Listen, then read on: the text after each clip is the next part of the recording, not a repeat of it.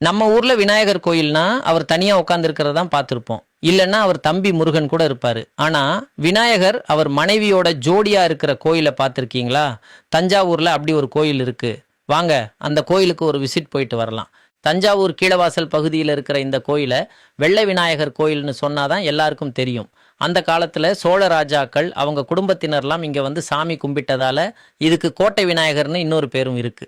இங்க என்ன ஒரு ஸ்பெஷல்னா, மூலவர் சிலைக்குள்ளேயே அவரோட மனைவி வல்லபாதேவி இருக்காங்கன்னு சொல்றாங்க. ஆனா அது நம்ம கண்ணுக்கு தெரியாது. ஆனா உற்சவர் சிலையில 2 பேரும் ஜோடியா நிக்கிறத நாம நல்லா பார்க்கலாம். ரொம்பவே விசேஷமான ஒரு காட்சி இது. சரி, இவருக்கு எப்படி கல்யாணம் ஆச்சுன்னு ஒரு கதை இருக்கு, கேளுங்க. வல்லபைன்னு ஒரு அரக்கி சாபத்தால தேவர்களையும் முனிவர்களையும் பயங்கரமா டார்ச்சர் பண்ணிட்டு இருந்தா.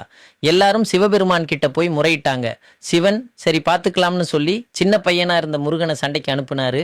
முருகன் என்ன பண்ணாரு தெரியுமா? அந்த அரக்கியை பார்த்து பயந்த மாதிரி நடிச்சு, ஐயோ என்னால முடியாது, எங்க அண்ணன் அனுப்புறேன்னு சொல்லிட்டு விநாயகர் அனுப்பி வச்சாரு. தன் முன்னாடி தைரியமா வந்து நின்ன விநாயகரை பார்த்ததும் அந்த அரக்கிக்கு ஒரு மாதிரி ஆயிருச்சு. விநாயகர் அவளை அப்படியே துதிக்கையால தூக்கி தன்னோட மடியில உட்கார வச்சுக்கிட்டாரு.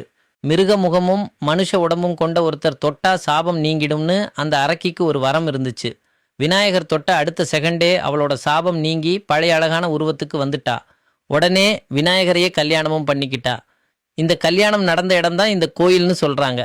இங்கே கல்யாணம் தள்ளி போற பொண்ணுங்க கோயில்ல நடக்கிற திருக்கல்யாணத்துல கலந்துக்கிட்டு ஒரு மாங்கல்ய சரடு வாங்கிட்டு போனா சீக்கிரமே அவங்க வீட்டுல கெட்டி மேளம் கொட்டுங்கிறது ஒரு நம்பிக்கை.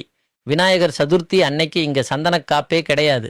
நாள் முழுக்க விடாம அபிஷேகம் தான் நடக்கும். 3வது நாள் தான் சந்தனக்காப்புல நம்ம விநாயகர் ஜொலிப்பாரு. அடுத்த முறை நீங்க தஞ்சாவூர் போனீங்கன்னா கண்டிப்பா இந்த ஜோடி விநாயகரை போய் தரிசனம் பண்ணிட்டு வாங்க.